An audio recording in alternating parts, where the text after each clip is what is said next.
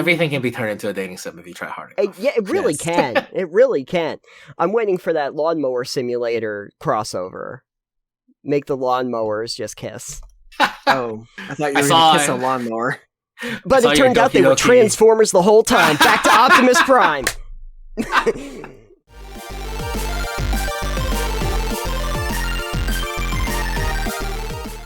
So, Ming. Yes. Yes. that is That your is name, my name. and I'm Nathan, That's my and that's name. Alex. Okay, good. Don't forget it. Okay, we've established that. Great. So you mentioned while we were talking about React about making board game fan games, and I was wondering if you could explain a little bit about what that is and how that process goes. I'm obviously not the only one that's ever done it. There's a lot of people who've made fan games for various things, Sure. both video and tabletop. Yeah. There's a guy who made a Jurassic Park fan game before that looked pretty cool. But basically, it is a fan-driven endeavor where you just make a piece of media or a game for something you like. So in my case, I was really a big fan of Fire Emblem, so I made a fan game based on Fire Emblem. It was this very crappy card game, a dueling game. I really like 1 versus 1 duelers, as you can tell. Yeah. Where you took the characters from Fire Emblem and you put them on a board, and then you made them fight or you made them kiss, whatever you wanted. Nice. as bit of as both. fandoms do. Yeah. You put the 2 cards next to each other. Yeah, I mean it's just you do stuff for fun, right? So I basically took all the art from their mobile game. And I printed them out onto cards, gave them stats, abilities, and was just like, yeah, I'm a game designer. And I made it into a print and play. And now, kiss. Yeah. I made them into a print and play, and I uploaded to Reddit, and then it blew up just a little bit, and then Luke Plunkett, who is a Kotaku writer, Yes. a big soccer fan and very into shoe culture, even though all his tweets about shoe culture is very angry and mad about shoe culture, which I guess is if you love something, you're obligated to hate it. Right. Question for clarification: is that actually about shoes? No, yeah, he's really he's like he's sneakerhead. a writer. Yeah, he's a sneakerhead. Yeah. Okay. Basically, Yep. yeah. But Just- every time he I wasn't tweets about shoes, yeah, it's like I wasn't sure if shoe culture was a code name for something else because I No. had never heard that term. Yeah. Yeah, Yeah. there's a whole culture of people who collect shoes Oh, yeah. as collectibles. Okay. And Don't I don't know if he crease at actually That's yeah. the whole thing. I don't know if he actually collects them, but I know he really likes shoes. Yeah. Because he tweets about them a lot. Oh, yeah. But he picked up the game and covered it on Kotaku. So this fan game of mine. Wow. And that kind of made it blow up. And from there, I was like, oh, okay, maybe I can just make games. Like, it doesn't have to be super serious. And people really liked it. Even though, in retrospect, the game was garbage. It was a piece of garbage. It was, Was that your first genuine piece of garbage. It was probably my 3rd card game design at that point. Like, I had been making, I think everybody gets into game design by, like, wanting to make their own Yu-Gi-Oh! Clone. And I made several Yu-Gi-Oh! Clones. And then I made a couple of, like, deck builders, because I got really into this, not Descent, Dominion. I got real into Dominion. I made a deck builder that was isekai themed. As you do as a weeb. But so from there it just kind of took off. I made a couple of fan projects that were not very well known, but I finished them and I'm still very proud of them. I made one based on Darling the Franxx. That was a great anime until the ending. I made one based on Code Geass, which is one of my all-time favorite animes. My entire top shelf is dedicated to Code Geass. It's just, you just make the games. I mostly use screenshots of the characters from the anime and just put them together and made it work. And it was fun. It's a very fun process to just be creative. And then something very magical happened, which was a fan artist who was a fan of one of my games tweeted about it. We're not a fan of he's just an artist. He did fan art of Fire Emblem and tweeted about the game. And I saw the tweet because algorithms somehow. Right. And I reached out and was like, hey, do you want to work on the project with me? Like, do you want to draw some art or the cards? Like, we can put it together. Like, I obviously have no art skills, but we can take your art, we can draw new art and then put it on the card so that we're not just using card from the game or art from the anime. And he said yes. He was very excited. And then overnight, he dragged like a bunch of his artist buddies into it.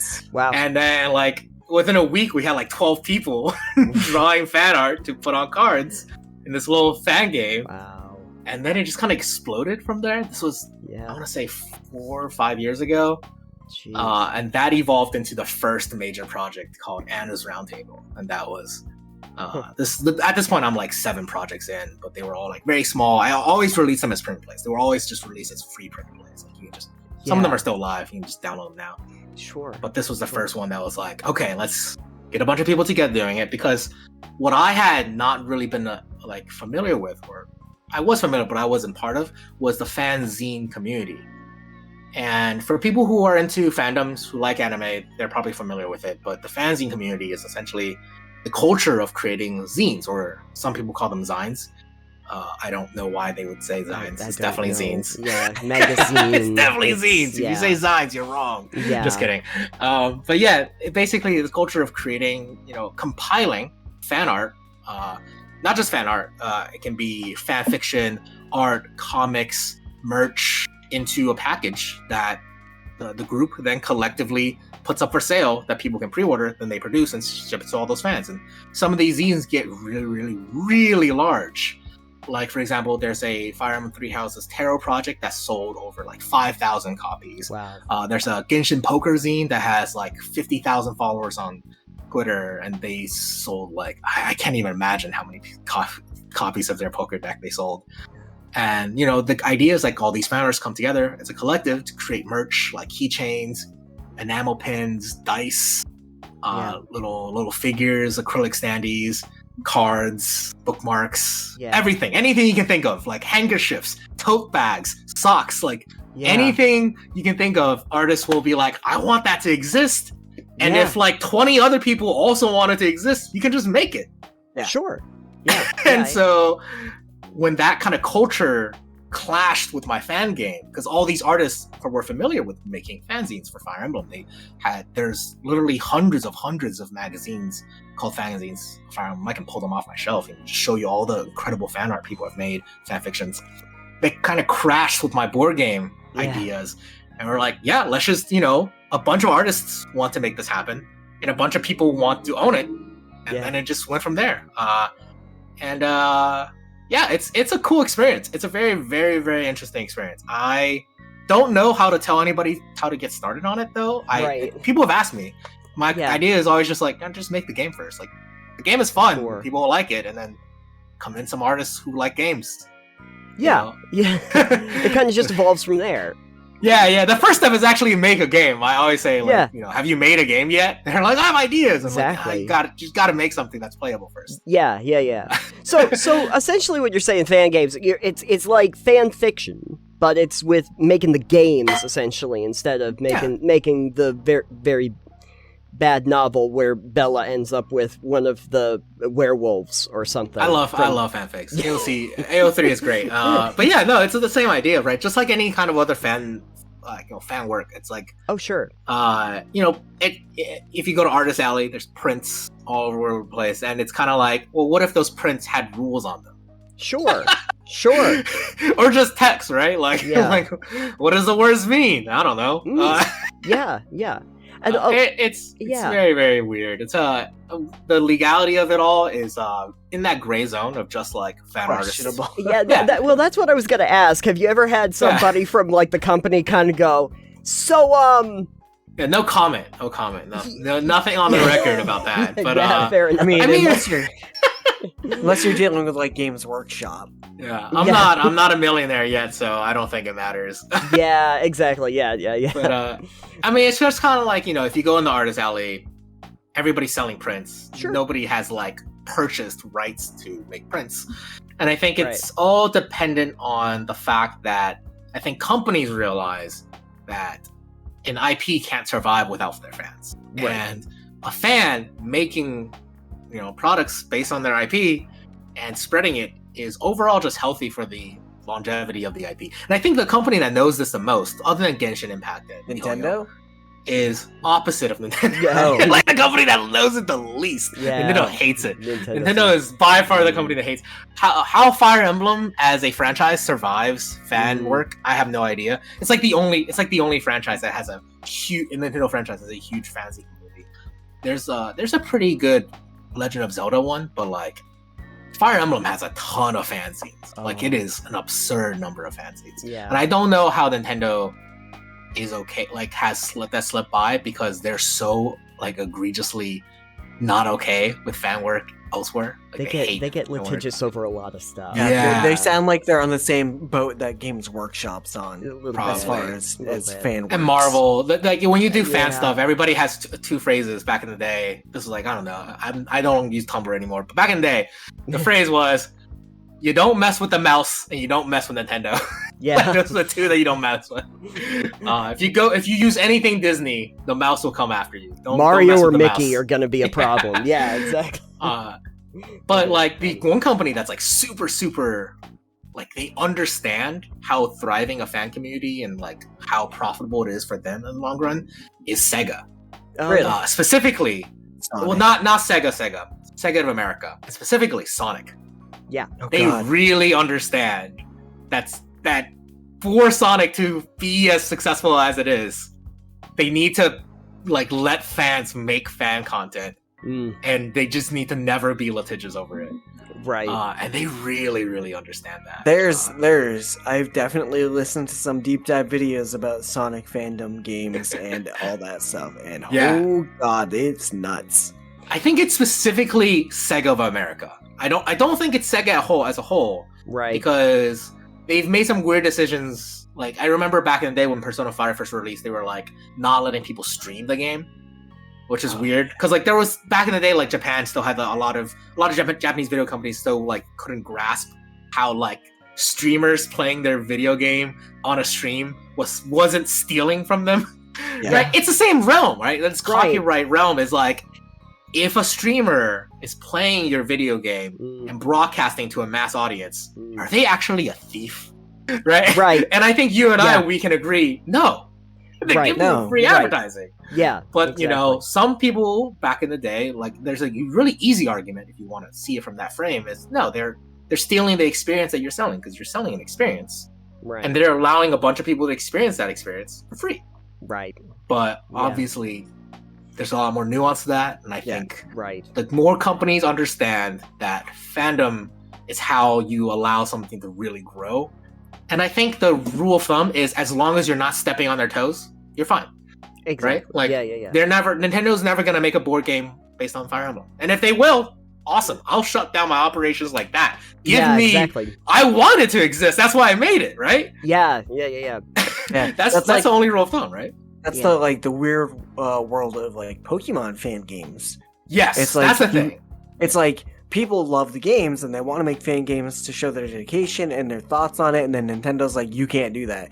And I understand you have to protect your IP. That's a whole other argument to talk about. And that we That's have like the talked one about. rule of thumb. It's like, well, they Yeah. make a video game. Yeah, You can't Right. also make a video game. Like that is like you're directly competing, right? yeah. But, like, Don't you make know, something competing. Yeah, Right. And basically, as long as that's the case, those companies won't care because you're not costing them anything, right? Yeah. You're not taking away opportunity costs. It's only once they realize they want to make the thing that you're making that they have really any right to say don't make it. Right. In my opinion, obviously, Yeah. legally speaking, they can do whatever they want. They can just be like, no, we Right. just strike you with the mouse hammer. Certainly. And if they are going to get into that space, they will be the first ones to tell you that they're going to get into that space. I remember when KOTOR was gonna they had a fan made KOTOR remake. And and that was like big, and people were like, "Oh, this is sweet." And eventually, I guess EA owns that now, and they're kind of like going, "Guys, you're gonna have to not do this." And everyone was like, "Why? You're not gonna do a KOTOR?" Well, actually, Yeah, that's the same People thing. were with, like, so hyped for Knights of the Republic re-release, I think. yeah. But then I don't think they did it very well. probably not. I don't think. Same thing with like World of Warcraft when they had the classic servers Yeah. that people had made, and WoW went, hey, you need to shut those down.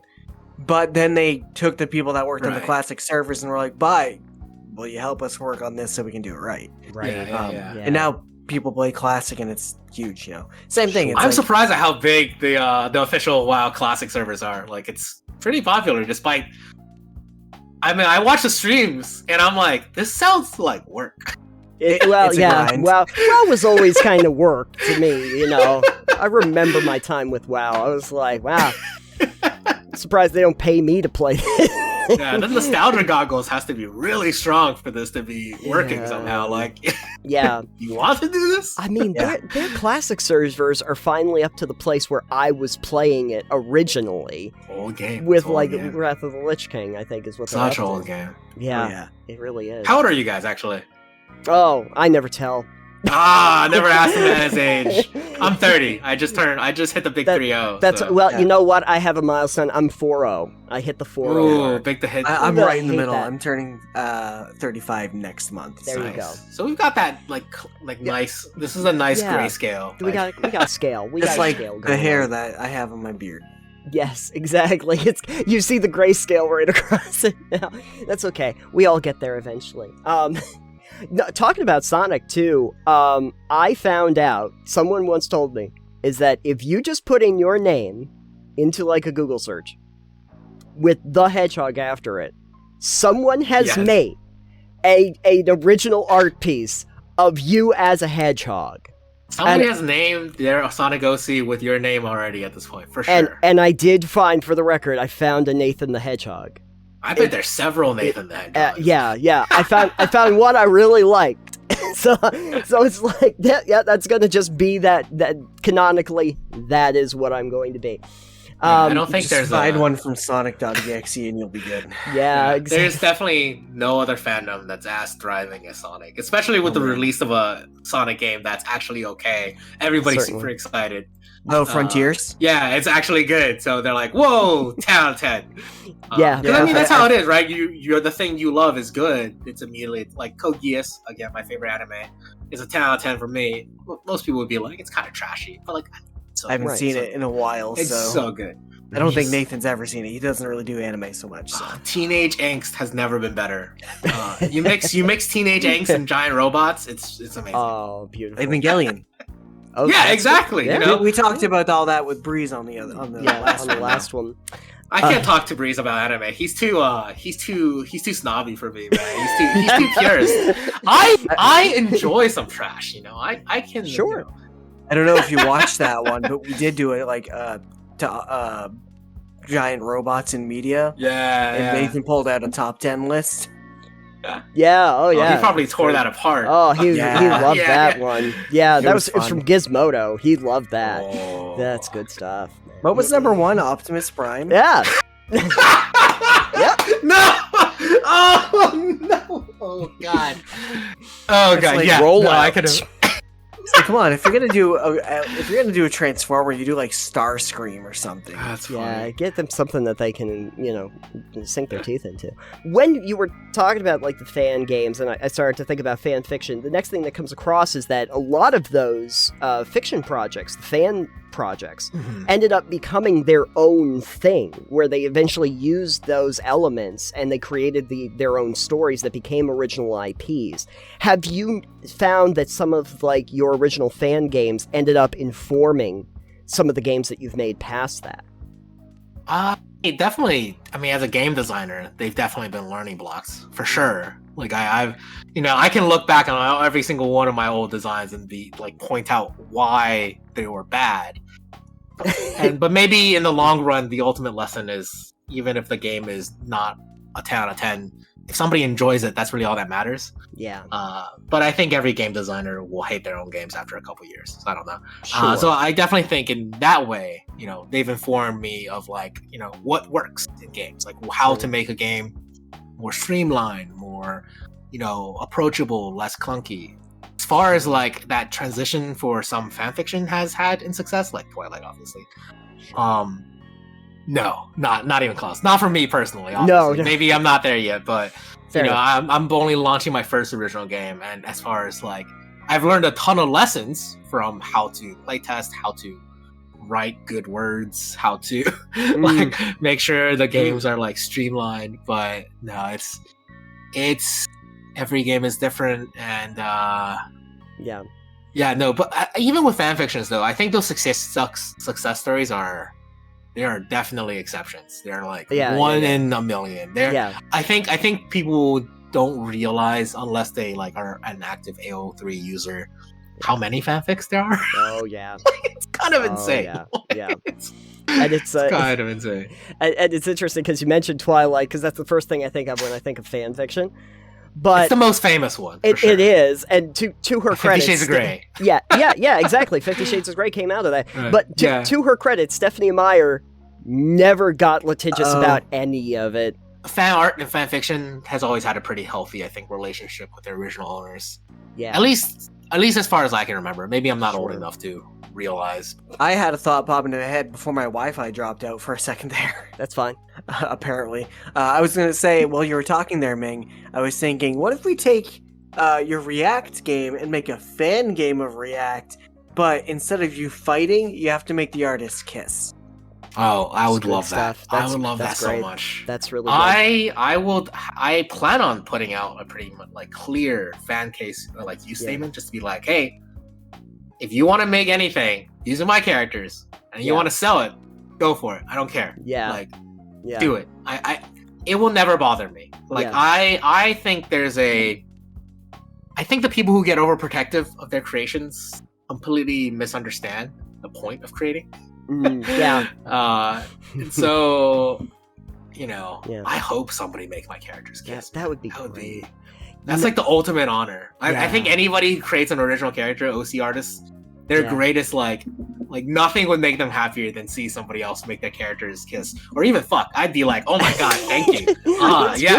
Let's do it. Most creators are like some creators like are fully embraced. Like Yoko Taro is probably the most famous ones. Like, I think that's the real reason why I think I create. I want to see people embrace my things however they want. Making my characters kiss would be top of the list. Suddenly there's slash fic of it. I hope so. Alex, give it to me. Alex, you know what you're talking about. You're talking about the Rivals of Aether to Lovers of Aether. God. Change over is what you just did. Yeah, that's true. Turned a fighting game into a dating sim. Good job. I think the only instance of a fan board game, now that I think about it, in the same vein with fan fictions, was My Little Scythe. That was a thing that they made. My Little Pony's version of Scythe that Stonemaier actually decided to reach out and license and make it into a My Little Scythe, which was incredible. Insane. I remember when that story came around. This was actually happening right when I just started pitching my first game, Sento, the first fighting game, before it was signed. And I remember talking to these other publishers, and they were like, Stonemeier's insane. And I was like, no, you guys aren't.